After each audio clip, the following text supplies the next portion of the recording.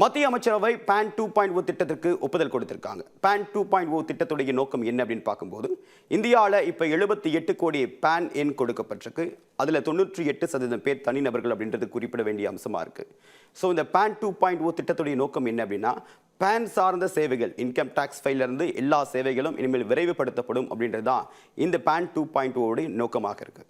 இன்னொன்று, உங்களுடைய ஆதாரை வைத்து புதுசாக நீங்கள் பேன் கார்டு விண்ணப்பிக்கிறீங்க அப்படின்னா உடனடியாகவே உங்களுக்கான பேன் எண் ஜெனரேட் ஆகிடும் அப்படின்னு சொல்லியிருக்காங்க. இனிமேல் நீங்கள் பேன் கார்டு எப்பவுமே கையில் வைத்திருக்க வேண்டிய அவசியம் இல்லை. டிஜிட்டல் வடிவத்தில் இருக்கக்கூடிய பேன் கார்டையே நீங்கள் முழுமையாக பயன்படுத்தலாம் அப்படின்னு சொல்லியிருக்காங்க.